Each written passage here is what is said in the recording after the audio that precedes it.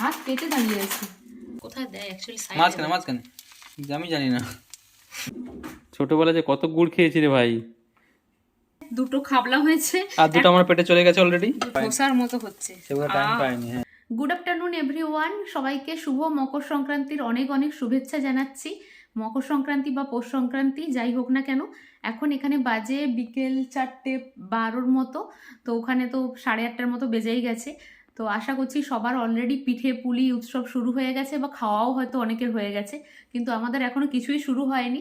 তো দেখা যাক কি করি না করি। তো চলুন দেখতে থাকুন ভিডিওটা, আশা করি ভালো লাগবে। সকাল ওই 9টা-10টা নাগাদ আমি হাতের দুমুঠো চাল ভিজিয়ে রেখেছিলাম। এখন সুন্দরভাবে ফুলে কতটা বেড়ে গেছে দেখুন। এবার আমি চালগুলোকে ভালো করে 2-3 বার ধুয়ে মিক্সিতে বেটে নেব। আজ বানাবো সরু চাকলি পিঠে। আমাদের ওখানে তো এই নামেই ডাকা হয়, বাকি অন্যান্য জায়গায় কি বলে আমার ঠিক জানা নেই। ছোট থেকেই এই পিঠে পুলির দিকে আমার বিন্দুমাত্র না ঝোঁক নেই, কিন্তু অভিষেক খুব পছন্দ করে পিঠে, সে যে ধরনেরই হোক না কেন, তাই বানানোর চেষ্টা করছি। জানেন, আমার জেঠিমা না খুব ভালো পিঠে বানায়। তো যেই 1-2টো আমি পিঠে খেয়েছি ছোট থেকে, তাও ওই জেঠিমারই হাতে। তো তখন দেখতাম নর্মাল ভাতের চালকে শিলে বেটে জেঠিমা পিঠে বানাতো। আর এখন আমার কাছে তো নর্মাল ভাতের চালটা অবধিও নেই, বাসমতি চালই খেতে হয় এখানে। তো ওই চালেই বানাবো, জানি না কেমন হবে। আর মিক্সিটা আমার এতই ছোট যে এইটুকু চাল বাটতেই আমাকে 3-4 বার ধরে ট্রাই করতে হবে। আমি প্রায় বছর 3 আগে একবার পুর পিঠে বানানোর চেষ্টা করেছিলাম, ওই কলকাতায় থাকাকালীন। এত বাজে খেতে হয়েছিল যে আর কোনোদিন পিঠে বানানোর কথা স্বপ্নেও ভাবিনি। বাট অভিষেক কয়েকদিন ধরে পিঠে পিঠে করছে, আর এখানে তো কেউ বানিয়ে দেওয়ারও নেই, তাই নিজেই চেষ্টা করছি। তবে আর পুর পিঠে নয়, অন্য পিঠে ট্রাই করব বাবা। আর এই দেখুন, কথা বলতে বলতে আমার কিন্তু চালটা বাটাও হয়ে গেছে, বেশ অনেকটাই স্মুথ করে বেটেছি। আজ না বিদেশে বসে বিদেশি পদ্ধতিতেই পিঠে বানাই চলুন। একটা উপকরণ ঠিকঠাক নেই, কিন্তু লেগে পড়েছি। কনফিডেন্সটাই দেখুন আলাদা লেভেলের।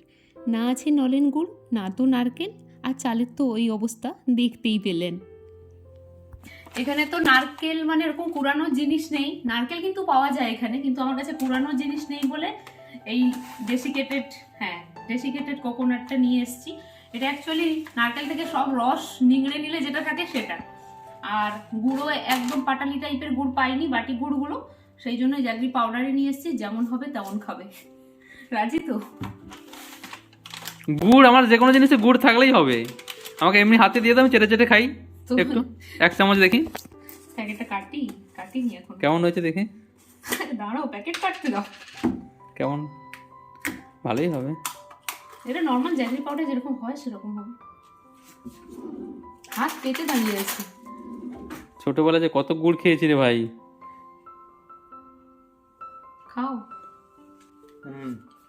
ঠিকঠাক আছে। নলেন গুড়ের মতো তো আর গন্ধ নেই। সেই গন্ধ নেই, ঠিক আছে, চলবে। হ্যাঁ চলবে। কাজ চালানোর মতো জিনিস যখন পেয়ে গেছি হাতে, তাহলে আর দেরি না করে শুরু করি চলুন।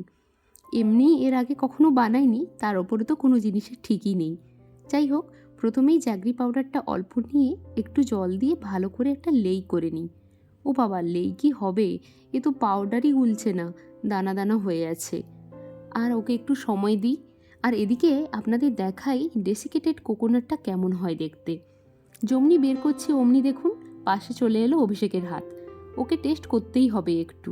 বাপরে, এত মিষ্টি জাতীয় জিনিস ভালোবাসি কি বলবো। এই যে দেখতে পেলেন কেমন শুকনো শুকনো নারকেল কোড়া মনে হচ্ছে। এত ড্রাই দেখে আমি আর গুড়টাকে লেই তৈরি হওয়ার অপেক্ষা করলাম না, নারকেলটা দিয়েই দিলাম, যাতে গুড়টার পুরো রসটা এর মধ্যে ঢোকে আর নারকেলটাও সফট হয়। গ্যাসের আঁচটাও একদম কমিয়ে দিয়েছি।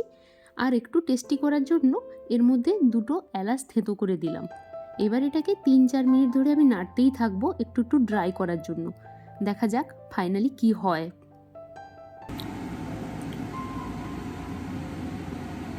কেমন হয়েছে? পাকটা আসেনি। ও ভিতরে একটা দিলেই হবে। টেস্ট পুরো একই টেস্ট আসছে, যে টেস্টটা হয়। নারকেল নাড়ু না, মানে ওই ভিতরে ওই টেস্টে ওই যে টেস্টটা দরকার আমাদের সেটা এসছে, কিন্তু পাকের চিটচিটে ভাবটা আসেনি। খবর এই যে পুর আমার রেডি হয়ে গেছে। চাল তো বাটাই আছে, আর একটুক্ষণ মানে আর আধ ঘন্টা। কপিস পাবো আমি? 5-6 পিস। 5-6 পিস কি আমার হবে? অনেক হবে, এটা এটা আমার নষ্ট হবে, এত লাগবে না। এবার দেখুন পুরটা আমার অনেকটাই ড্রাই হয়ে গেছে, তো হাফ কাজ শেষ। এবার আসল কাজ শুরু। চাল বাটাটাতে আমি অল্প অল্প জল দিয়ে একটু ফেটিয়ে নেব। কতটা পাতলা করতে হবে আসলে সেটাই বুঝতে পারছি না, তাই অল্প অল্প করে জল দিচ্ছি। আর এই হাত ঘোরাতে ঘোরাতে হাতের যা অবস্থা, প্রচণ্ড হাতের যন্ত্রণা শুরু হয়ে গেছে, তাই অভিষেককে আমি হ্যান্ড ওভার করে দিয়েছি। এক্সপিরিয়েন্স লোক ছাড়া পাতলা করতে পারে না, পাতলা করলে ভালো লাগে সব থেকে। যত ফাইন হয়ে উঠবে তত কিন্তু ভালো। ভালো এক্সপিরিয়েন্স লোক ছাড়া পাতলা করতে পারে না জেনারেলি। জ্ঞানের ডালি দুজনেই, কাজের বেলায় কিন্তু একেবারে অষ্টরম্ভা। মোটামুটি এই থিকনেস নিয়েই পিঠে বানানো শুরু হবে। আর ওদিকে ও বাবা, এটাও দেখুন জুগাড়। অয়েল ব্রাশ ছিল কাছে একটা, বাট নষ্ট হয়ে গেছে দেখলাম। তো বেগুনের এই মুখটাই এখন আমার ভরসা।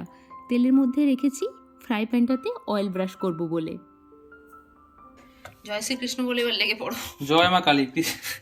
জয় মা কালী, জয় শ্রীকৃষ্ণ। যা আছে সবাইকে ডেকে নাও, দিয়ে মেরে দাও। আমার মনে হচ্ছে একটু মোটা হয়ে গেছে। ঠিক আছে, দাও না তুমি, কি হয় দেখি। ঘুরে দাও। হরে কৃষ্ণ। ও সুন্দর এসছে। এই না, সুন্দর হয়নি। এসছে সুন্দর, এখন মোটা হয়ে গেছে। এসছে ভালো, একটু মোটা হয়ে গেছে বলে ঘুরলো, বড় হলো না। ওকে মোটা হয়ে চারদিকে গেছে, ইয়ে হলো পাতলা না, করি। আর একটু পাতলা করতে হবে। কোথায় দেয় অ্যাকচুয়ালি? মাঝখানে মাঝখানে, আমি জানি না। চামচ দিয়ে দেয় মনে হয়। কি অবস্থা, নষ্ট হবে। এটা কম থাক, এটা কম থাক, এটা নষ্ট হবে, পরেরটা ভালো হবে। থাক, বেশি দেওয়া দরকার নেই, এটা কম করে দেন, খেয়ে নেবো। ঠিক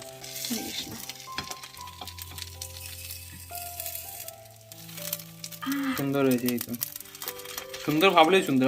এবার থেকে উল্টা, সেবার থেকে উল্টালেই হবে না, এটাই ভালো উল্টানো হবে। ব্যাস, কত সুন্দর হয়ে গেছে, আসছে সাফিসিয়েন্ট। ওটাকে আরেকবার সেদিকে রোটাতে হবে।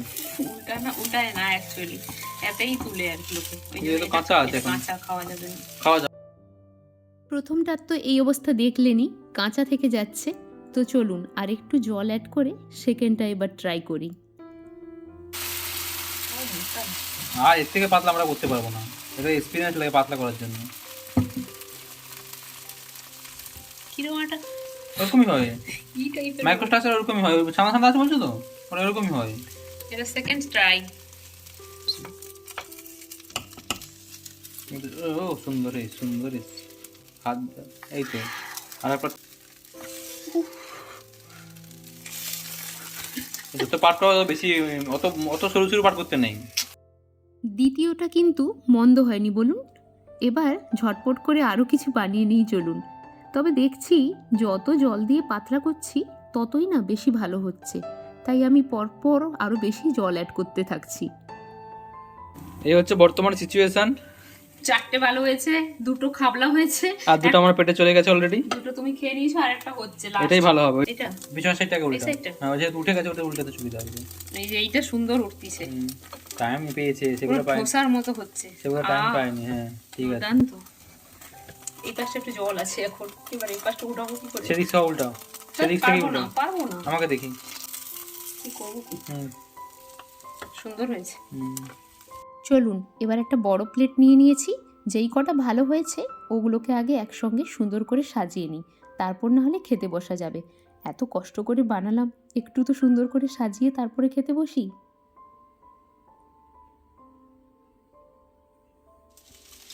ফাইনালি 6টা ভালো হয়েছে, আর এই একটা খালি হচ্ছে এখানে। বাকি মোটামুটি ভালো 6টা হয়েছে, দুটো খারাপ হয়েছে, ও মেরে দিয়েছে অলরেডি, আমি একটু টেস্ট করেছি। এবার বসতে বসতে খাবো। এখন কটা বাজে? 6:30। চলো যাই।